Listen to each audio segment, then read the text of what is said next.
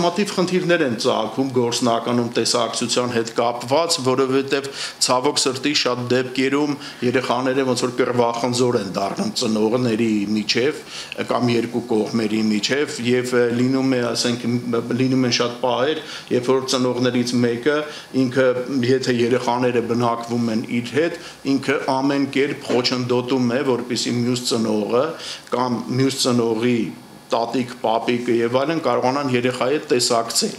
Եվ այստեղ արդեն հարց առաջանում եւ կարիք առաջանում իրավական ընթացակարգերով խնդիրը կարգավորել, այստեղ օրենսդրությունը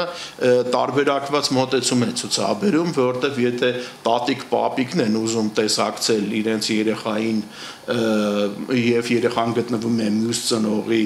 մոտ, ապա իրենք պետք է դիմեն խնամակալության եւ հոգաբարձության մարմին համանման խնդրանքով եւ արդեն խնամակալության հոգաբարձության մարմինը համապատասխան ընթացակարգերով սահմանում է որոշակի տեսակցության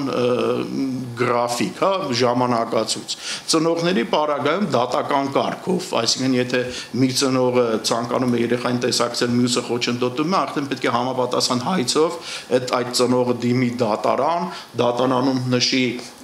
այն ժամանակացույցը, որով ինքը կուզենար երեխայի տեսակցել, գիշերակացով, առանց գիշերակացի, եթե առանց գիշերակացի, ապա կոնկրետ, հա, որ օրը, որ ժամին եւ այլն։ Եվ բնականաբար այստեղ որպես այսպես, հա,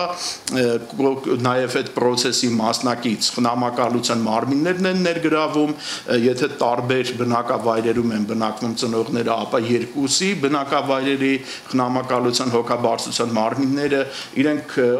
կատարում են տնայց, ուսումնասիրում են երկու ծնողի պայմանները, իրենց կերպարը, մնացած սոցիալական մնացած պայմանները եւ եզրակացություններ են տրամադրում դատարանին, դատարանը արդեն լսելով, ասենք, խնամակալության մարմինները կողմերին որոշում են որոշակի ժամանակացույց։ Եվ ուղղակի այստեղ նաեւ պրակտիկայից ելնելով շատ դեպքերում խնդիրներ են առաջանում, որ մյուս ծնողը ինքը օրինակ ասում է, դե երեխան կամ երեխաները չեն ցանկանում օրինակ հորը կամ մորը տեսակցել, ու ասում են մենք դեմ ենք։ Այս դեպքում նաեւ կարիք է լինում, որ դատարանը նաեւ երեխաներին հրավիրի եւ իրենց հարցնի, թե արդյոք երեխաները ցանկանում են տեսակցել մյուս ծնողին, թե ոչ։ Սա իհարկե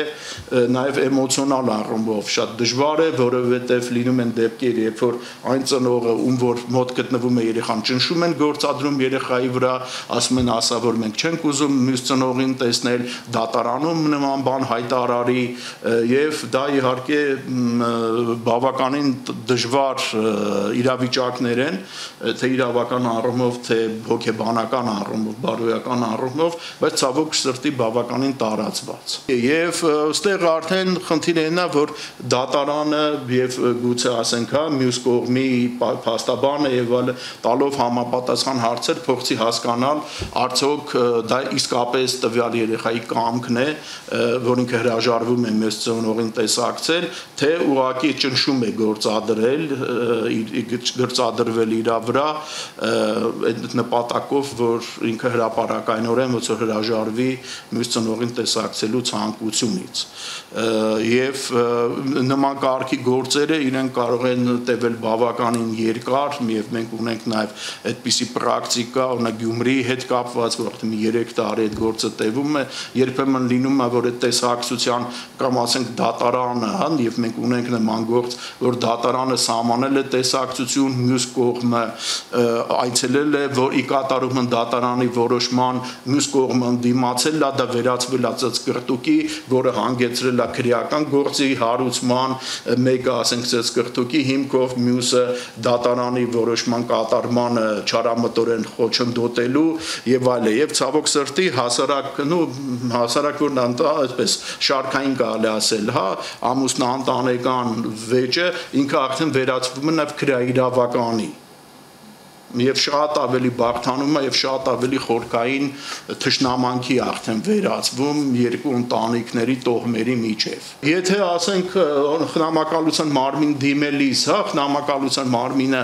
ուսումնասիրի եւ տեսնի, որ երեխայի լավագույն շահից չի բխի, ասենք տեսակցել տատիկի, պապիկի հետ, որ իրան կարող են բացասական ազդեցություն թողնել երեխայի վրա եւ այլն, այդ դեպքում խնամակալության մարմինը ըստ էության կարող է թույլտվությունը չտալ, այսինքն վարկը չնախատեսել։